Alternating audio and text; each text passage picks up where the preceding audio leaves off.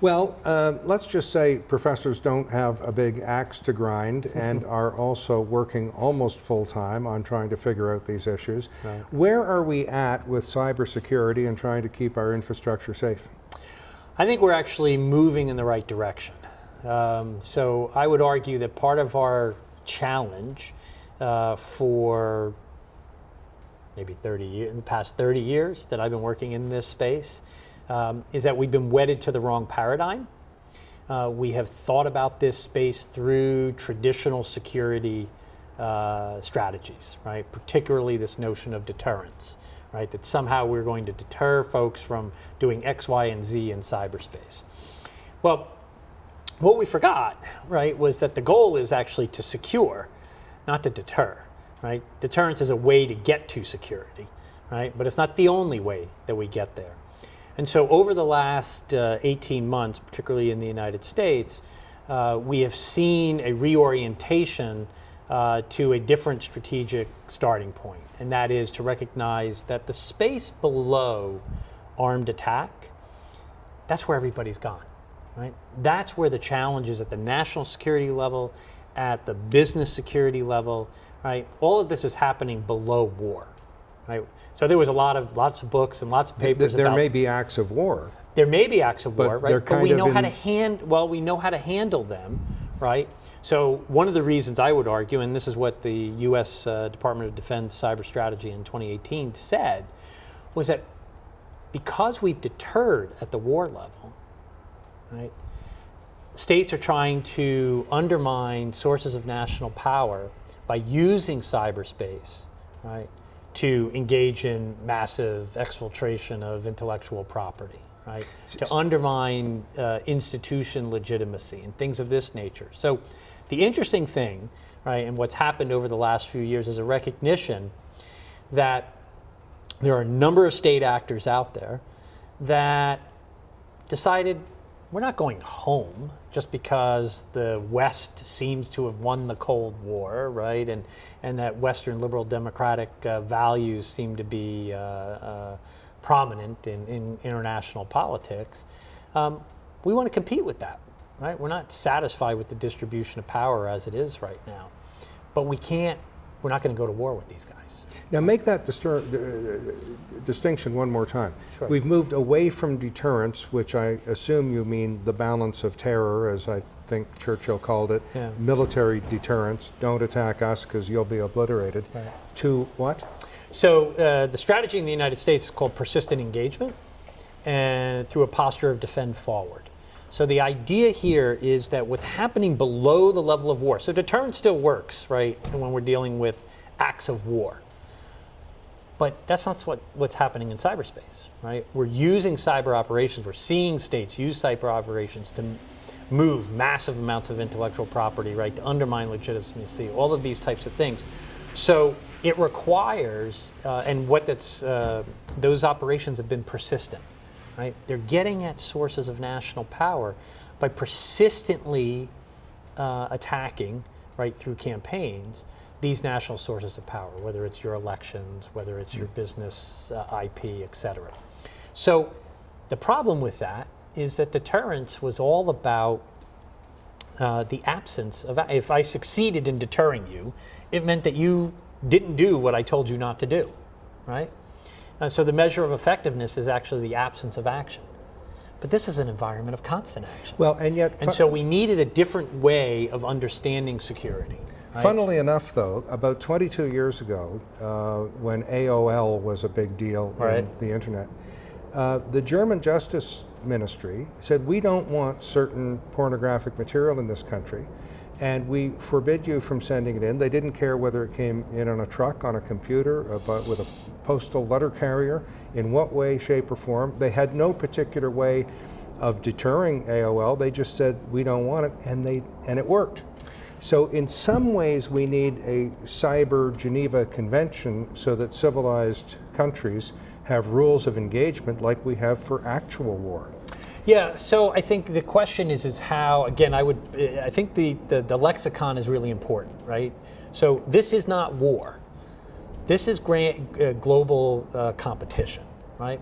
but it has the capacity to be strategic in its outcome. I can actually get at your national sources of power without crossing your border anymore with armies, right? And so it has the same consequences of war, but it's not war, right? It's something different. And so we have to understand that we have to treat it as seriously as we treat war, right? But we have to deal with it differently. And so part of it is at the regulatory level, right? We can turn to the state, and how do we manage civil liberties, right? And business IP efficiencies, while at the same time trying to produce a more secure environment. That's the challenge that we've had. So the Europeans have have made some steps, right? That's what the GDPR set of regulations is all about, right? The United States takes a different approach to this. It's been very more freer market oriented, right? And that the market is going to take care of civil liberties and privacy, right?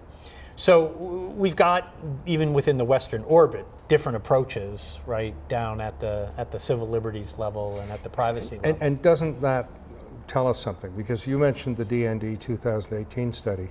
You don't burrow into this issue for very long until you find Microsoft's white paper, and you find NATO's Tallinn manual, and you find treaties on the order paper at the UN from, of all people, Russia and China and African countries. I mean, everybody's got a piece of the action, but there's no uniform approach to it. Is that what we need? So what we need is not necessarily what we'll get. Right. So yes, it would be nice if we had a convergence of behavior around a set of norms. Right. Part of our problem, I would argue, in the way we've approached this, is a misunderstanding of what norms are. Right. So we have you referenced the UN GGE process, right, and things of this nature, have been anchored on the notion that you're going to establish norms. Right. We established norms once in modern history. That was called Bretton Woods.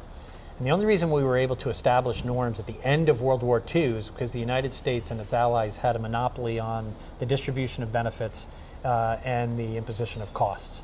Right? So they were able to tell the Soviets, if you don't adopt these rules of the road in terms of international economics, then you don't get any of the benefits.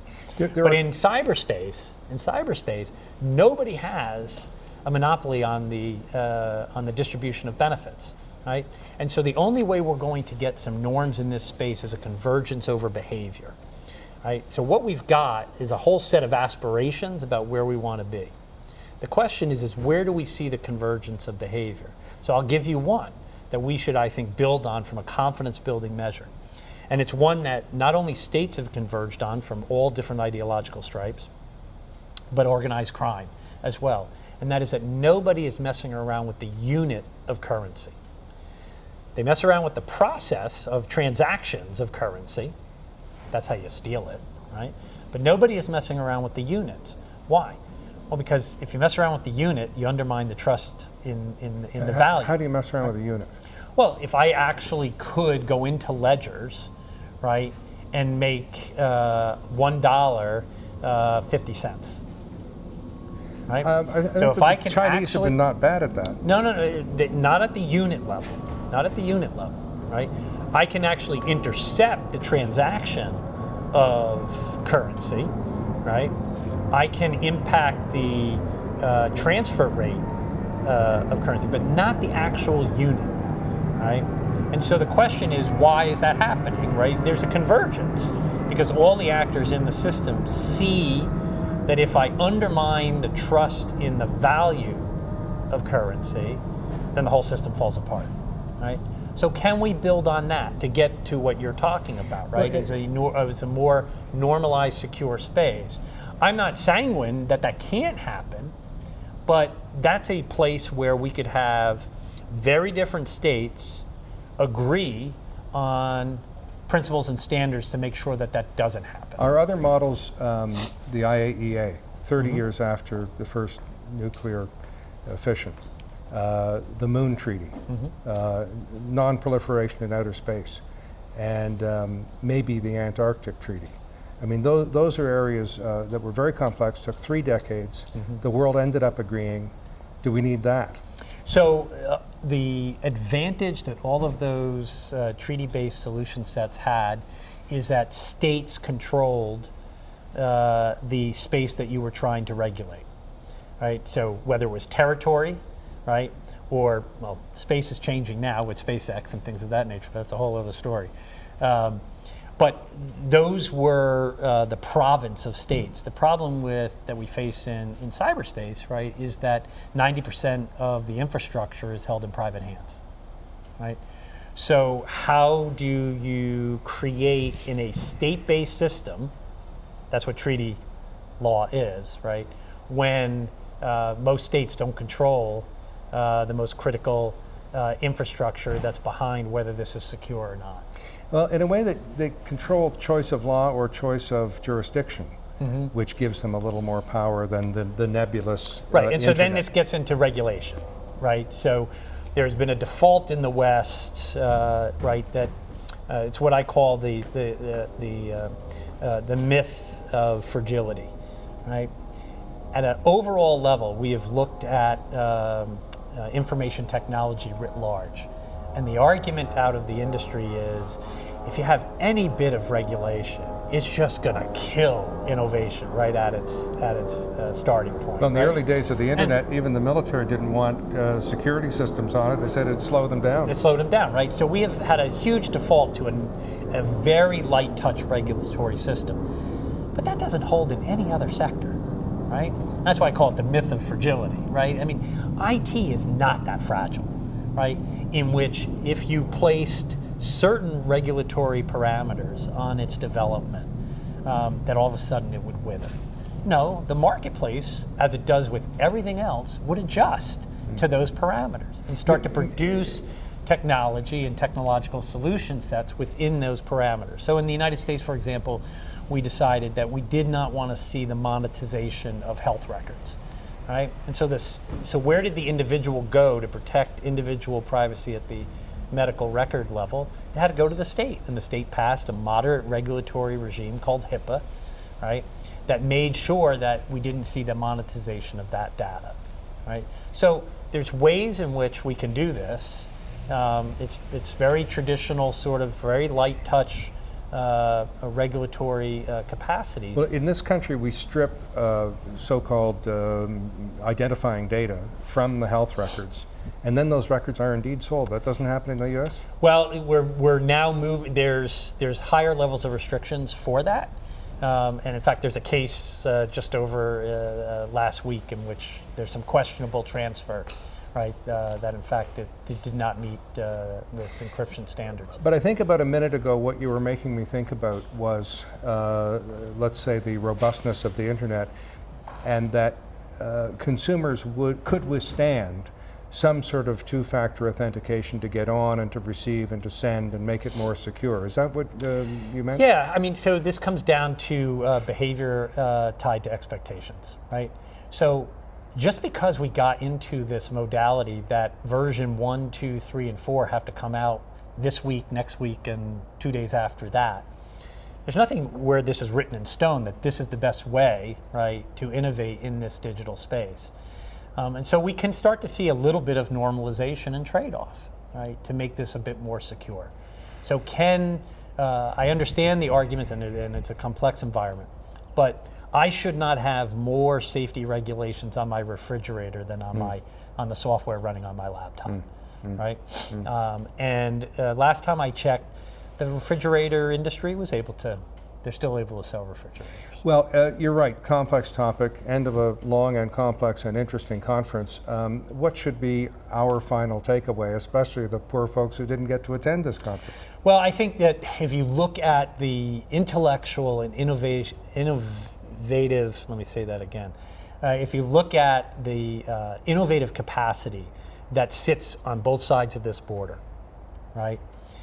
And it sits in a very particular context. It sits in a liberal democratic value system, right? And a liberal market system.